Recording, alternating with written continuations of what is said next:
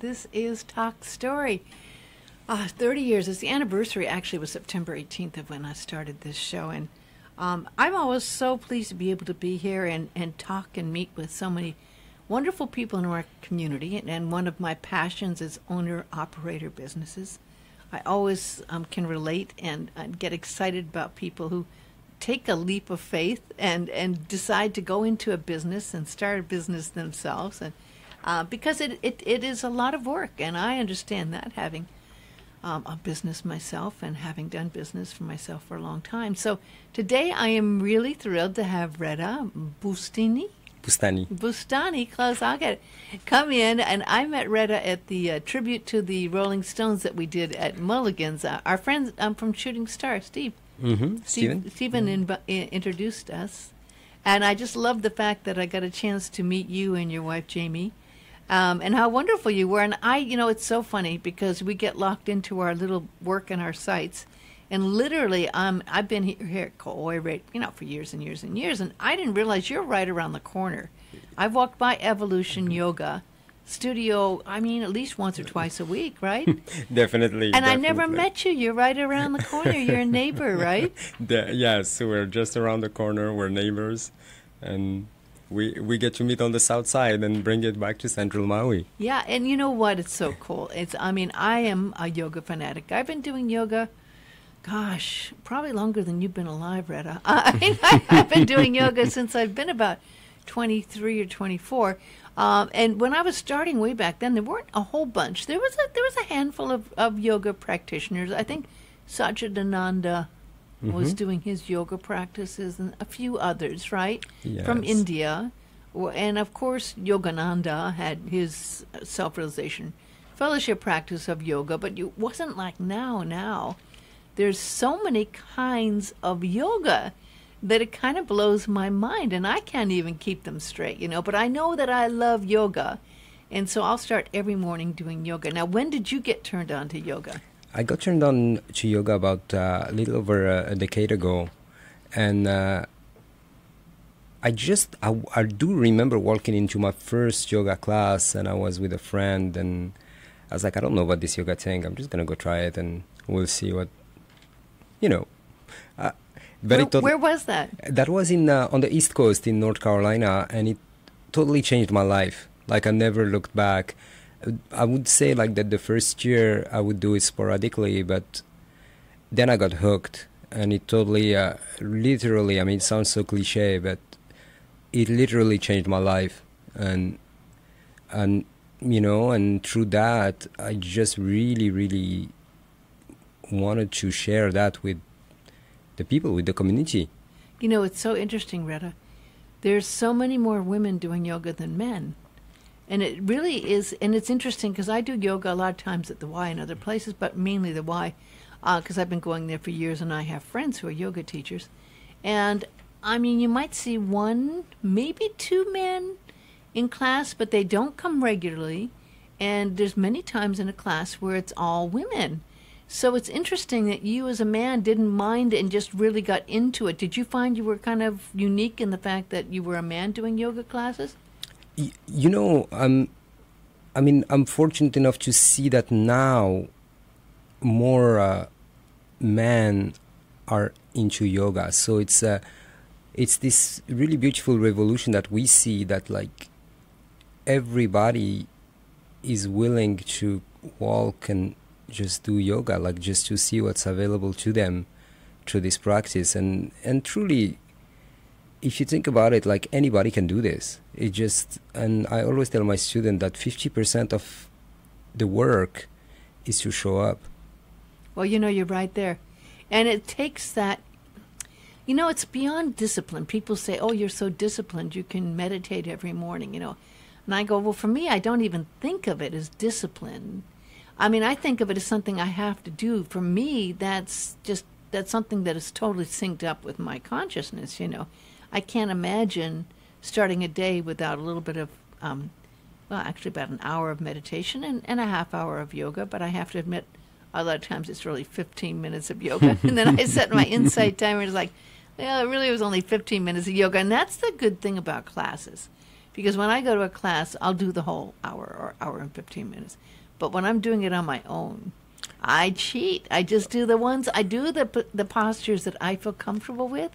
And no one's watching. No one say you've got to do, the whole group thing changes, right? Versus what you do on your own. The whole dynamic changes because when you come into a class setting, so you're there, but you have also a responsibility as a practitioner to hold space for other people. So you're not on your own.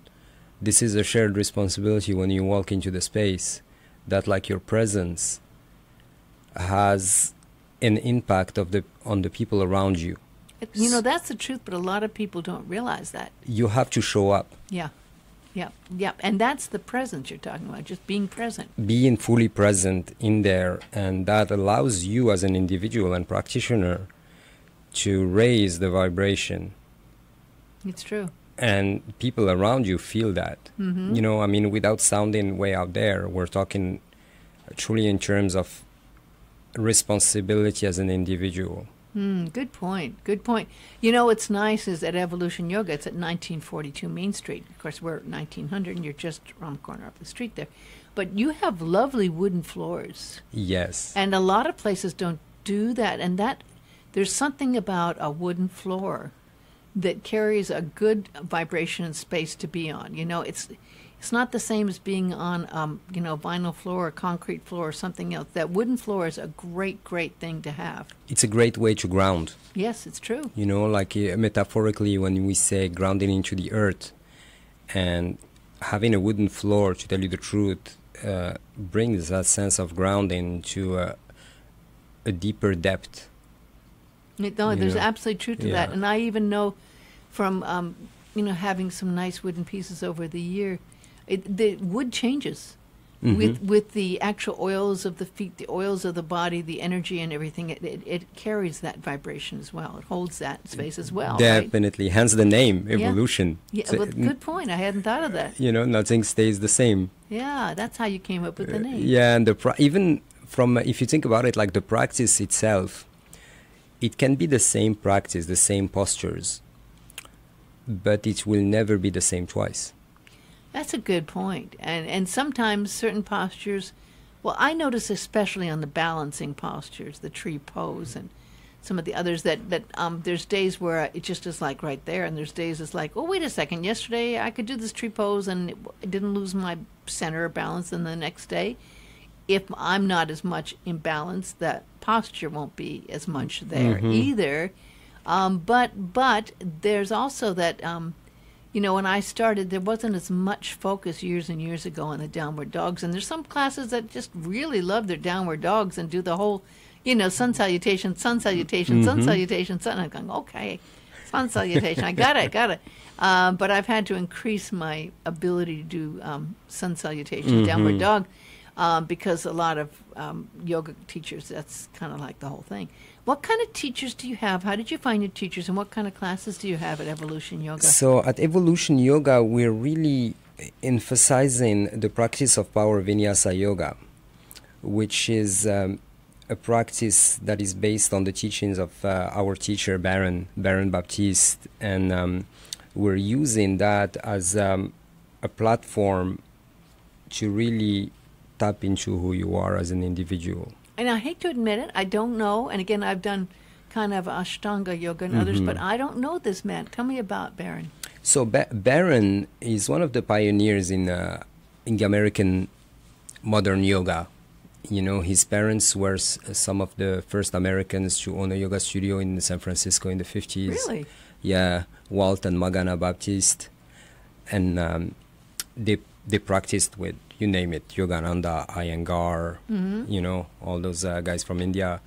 And Baron had the ability to take us as his students and as our community, in our methodology.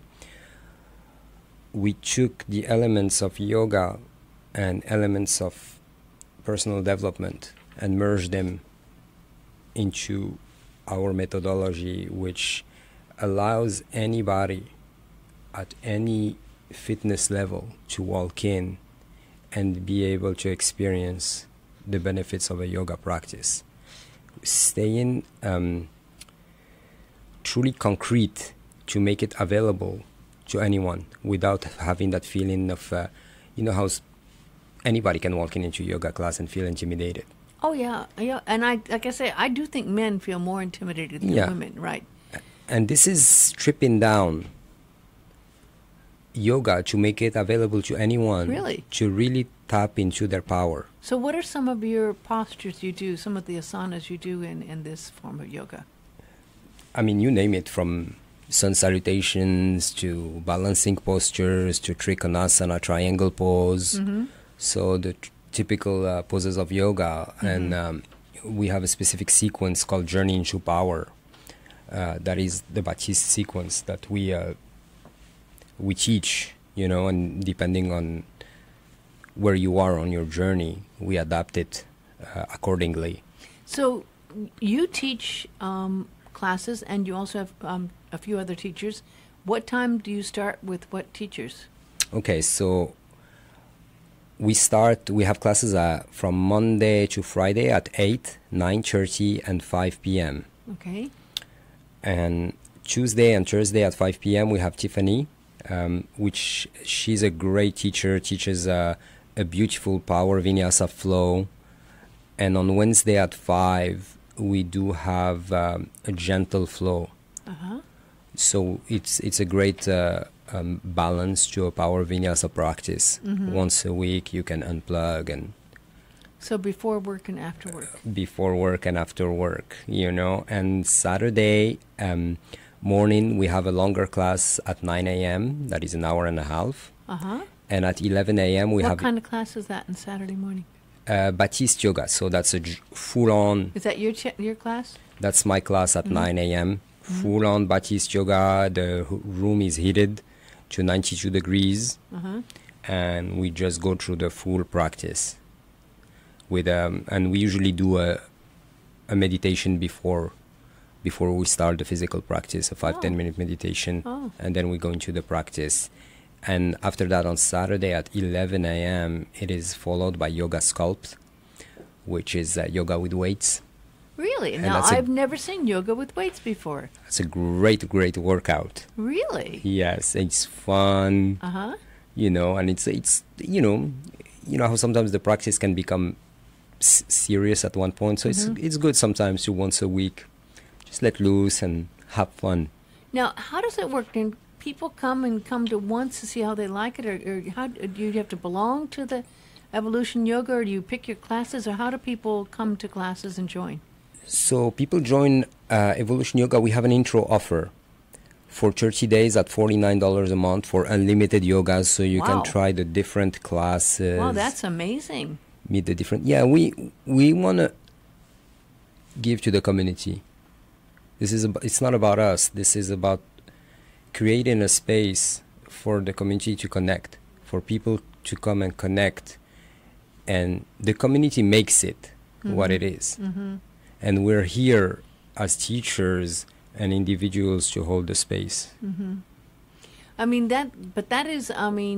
Because yoga can be expensive. Mm-hmm. It can be expensive. So this is a good chance to kind of come and experience different kinds of yoga and different classes and see what's a good fit for you. Exactly. Yeah, and get used to it. And then it goes otherwise month by month, or is that yes. how it goes? So we have different packages and monthly packages as well. So we have 5 class passes that are for $75, so it should make it like $15 a class, and 10 class passes at $140, and 6 months commitment for $99 a month. So we want to make it accessible to our students to be able to practice yoga among other modalities that they might be doing. What do most students do? What's the most popular classes for people? The most popular classes are the classes on at 5 p.m.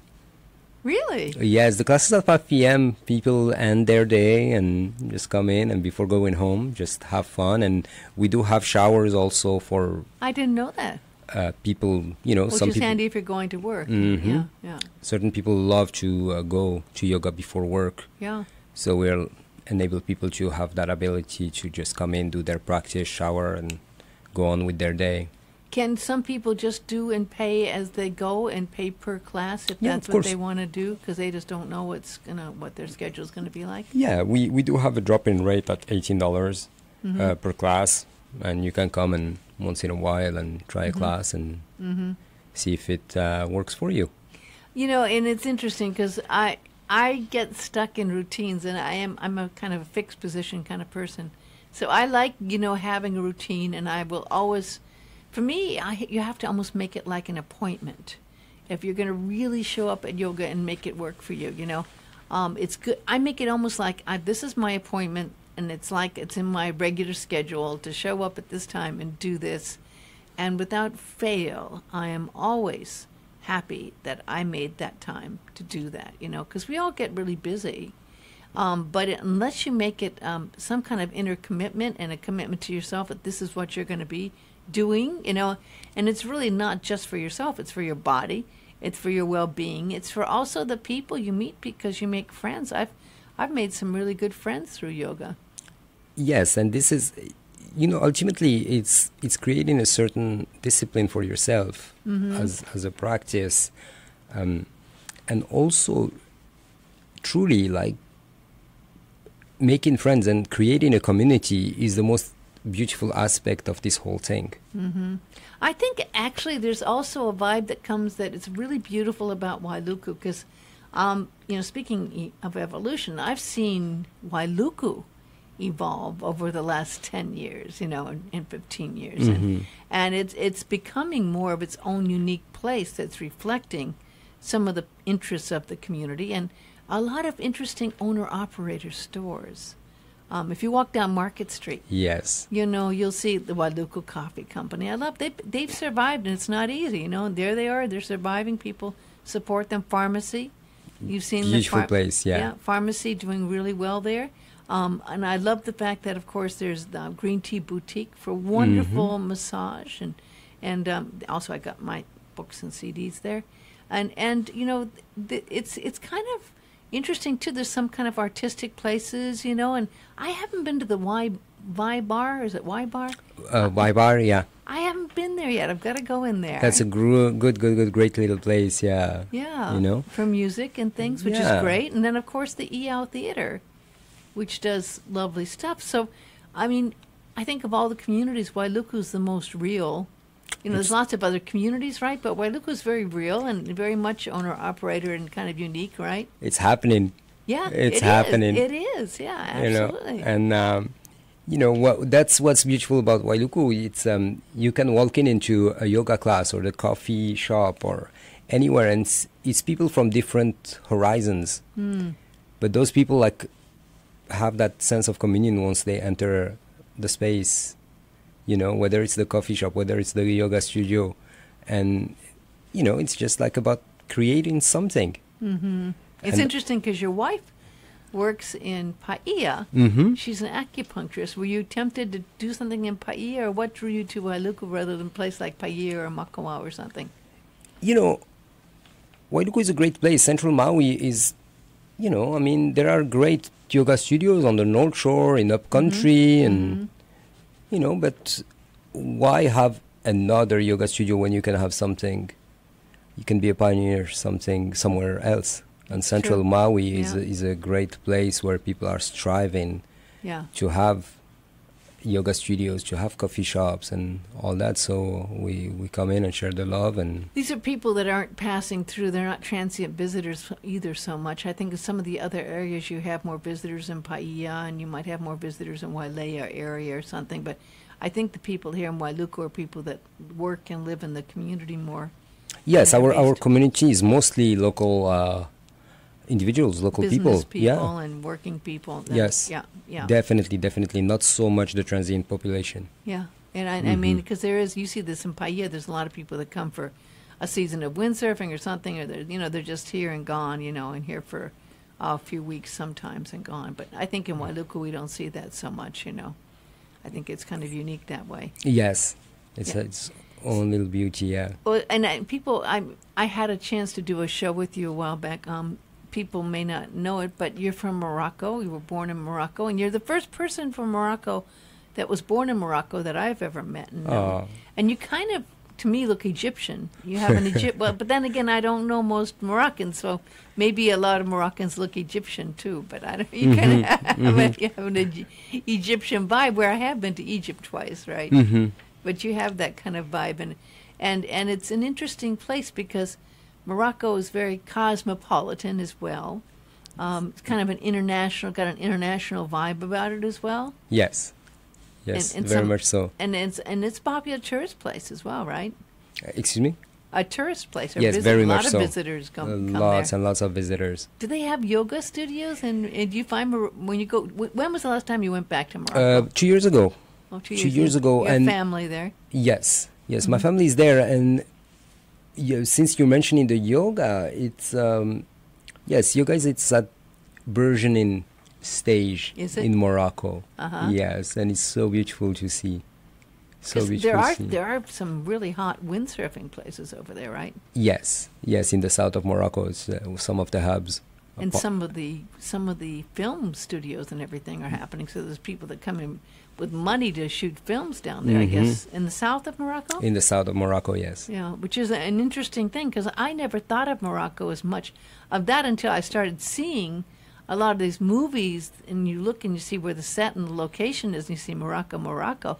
So a lot of films that have things that are set supposedly in the Middle East or in either maybe supposed to be Syria or someplace in Afghanistan, they shoot there in Morocco. Because obviously you're not going to go to Syria and do a movie, I don't think, at this time, right? I don't think you're going to go to Pakistan even and shoot right now. Yeah, Unless you want to get really good insurance and get shot at. But Morocco is very, very unique. So when you go back there and you look at where you've come, your own evolution from your roots of Morocco, does it seem interesting? Have you changed and evolved from where you began in Morocco to where you are now? Definitely. It's been an amazing, incredible journey. It's been an incredible journey to be where I am today in my life journey, and I'm fully grateful for everything that I went through, and having the ability to share that through evolution yoga is really amazing because it's beyond the yoga. It's just sharing who we are as individuals and as teachers. I'm trying to think, and I know there's many yoga places, but I don't know any other men that own yoga studios. Mostly it's women, isn't it? I do believe so. I think so, yeah. I think so. Yeah, not to my knowledge on Maui. Not to my knowledge on Maui. I don't know.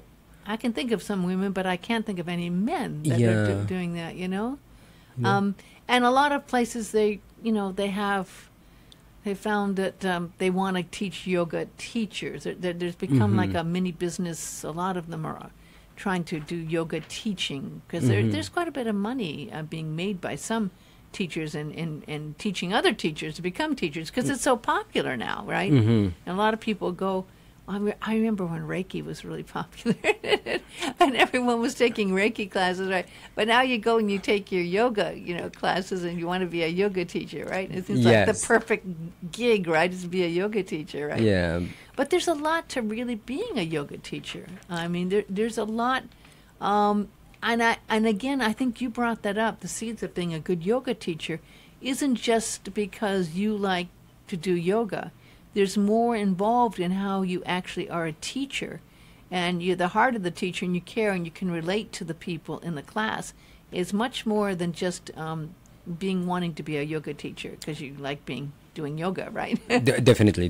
Like being a yoga teacher, I mean, believe it or not, it's a tremendous responsibility.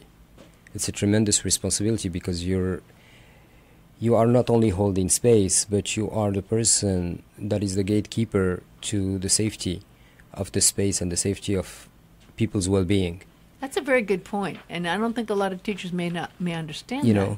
Because if yoga is done wrong, you can have injuries and damage done, and people don't ever think of something could be dangerous in yoga. You don't think about that, but sometimes if you're not really aware and conscious of what you're doing, you can actually strain your body, and you got to make sure you're protecting yourself as well and listening. And people should listen to their own body while they're doing the yoga and not just totally give up their own, well, I guess, own will to their teacher, right? You got to always still keep part of you that listens to yourself as well as the teacher. Yeah, you truly have to listen to your body. That's and the teacher is only a guide.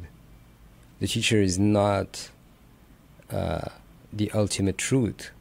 Like we're guides, but we're also we're holding the space for you to be able to tap into your inner self.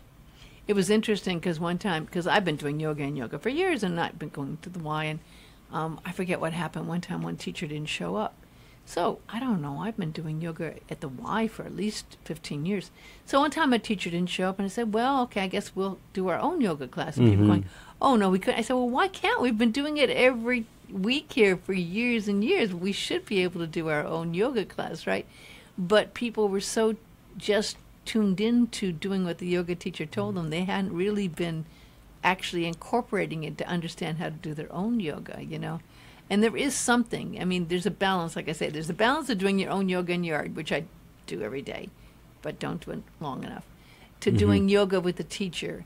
And then also learning that you are able to get something from it that you know, that you need, that changes your body, because yoga will change your body. Yoga will change your body, but it'll also change your mind, and it'll change your state of mind, and it'll also change your peace of mind. And it should change your spirit and your connection to your own inner spirit as well. And I mean, I've seen yoga become so popular, but a lot of people seem to be losing that other parts of yoga where they just think it's for the physical staying in shape. And there's really a lot more elements when you go back to the roots of yoga than just doing it for exercise. Yeah, we say that yoga is, the asana practice is just a drop in the ocean of yoga. There's so much more.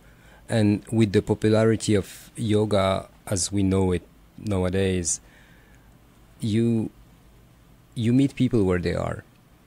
And if people want to delve deeper into the practice, please, by all means. But I don't believe it's fair to just push the teachings onto the people if they're not ready or not willing. You know, when the student is ready, the teacher appears. Yeah, no, that's a good point too. And I mean, there's so many yoga videos. And can you believe how many yoga videos are out there? And, it's like, and I'm seeing them sped up yoga routines on Instagram, and I'm seeing everything on the YouTube, and I'm going, well, I mean, that's fine if you want to sell it, but I mean, look at it, and I can't relate. I can't relate to what I'm seeing there, you know. For me, it's not something you just put on a video and do it to me. It's having that energy, the exchange of energy, and the group, you know, energy as well. And I love, I mean, I just say my favorite part of yoga class is savasana. But you know, it's like, you know, that's for me what I love is that chance to, after doing that, to actually let go of everything and not think and just lay there and be in that energy of what was created in yoga, you know. And I'll see people in class sometimes, and they leave. You know, they go, yoga's class over, they're not going to stay for savasana, right? Because they just are going to stay for the class because they want just the exercise or the postures, right? And that's the most difficult posture. Savasana. Yeah, because it's the last one, and it's the sum of all parts. You know, that. Thank you for that, because a lot of people do not ever say that. You know, and that's how you complete it. It's like the equation is incomplete without shavasana. Oh, I like the way you pronounce shavasana. I say savasana, shavasana. You know, and that's totally to me a practice is incomplete without that. Well, thank you for that, because I really totally agree. But if, you know, we're so busy, and in a way it says that if you're really busy and you give that up, that you're not putting that busyness aside enough, right? To be in that. You're still busy. You're still busy, you know, you're still busy. And, you know, I have I do remember my first teacher, Alison Dennis, always emphasizing the importance of Shavasana in the practice and just really come in full circle. And I'm fortunate enough to have her actually come in February to lead a teacher training. Oh, where's that going to be? It's going to be at Evolution Yoga Maui from February 22nd to March 16th. We're going to have... so about a little over 3 weeks? A little over 3 weeks. So it's going to be an intensive teacher training that is an intensive. And she was your teacher? She was my first teacher. Uh-huh. My first teacher. teacher. So how often do people come for that? It's the first of a kind. But I mean, is it daily or is it... It's going to be daily. It's going to be from 8 to 11, then 1 to 8 p.m. Wow. So that's a commitment. That's a commitment, and it's much more than the asana practice. We're talking about philosophy. We're talking about the ethics. And so this is for someone who's really seriously wanting to get into it as a whole life. As a practice, lifestyle. As a lifestyle. Practice and yeah, and also, like, you know, it's going to be selective in a way where we want to choose carefully because it's a lineage. Well, I'm glad you brought that up because, I mean, I've done Zen and I've done a lot of practicing in many philosophies and ways of thinking. And in Zen, there is a lineage. There is when you take your Zen precepts, they give you all your teachers and your teachers' connections and all the teachers that go back to the very first Zen teachers, you know. And not a lot of places do that. But there is something to carrying on that tradition of a really good teacher. And being in Zen, they call it a Dharma heir. You know, you're a Dharma heir. You know, you're heir of the Dharma. So that's a heavy thing, right? That's your tradition that you carry on, and you have a responsibility to carry that on. And not a lot of people or things do that. So, I mean, that's interesting that you bring that up in this form of yoga, that you're going to have that teacher. Yes, we really want to strive to share the teachings, but it's very important to really have good representatives of the lineage. Mm-hmm. And if there is no human connection or understanding, you know, that's like a tricky part because it's not about the monetary aspect of it. It's much more than that. You know, this is a responsibility and it's a reputation of carrying a lineage with you. No, I think you're absolutely correct in that as well. So when you do something like this, is this something that you do as well? I mean, how do you fit in? Because, I mean, for you, I'm sure it's really exciting. Because for you, it's like you're getting a chance to get back and do it again, right? You can. Yes, yeah, yes. Yeah. So when you do something like this, how do you get involved in? And I mean, there's a term in Zen called beginner's mind, right? Mm-hmm. And beginner's mind is really great because in Zen it's like, okay, sometimes we think we've got it all, right? And when you start to think you got it all, you kind of go through the motions, but you don't really get that enthusiasm you get when you're beginning again. And we can lose that over time. You can lose that over time, and it's really good to bring that sense of humbleness to it as a trainer and seeing that in people's eyes and understanding, you know, seeing that beginner's mind in people's eyes as a trainer is really nice, and it just brings you that sense of gratitude. Have you done these teacher clinics before? I have done several teacher trainings, but not as a trainer. As a student.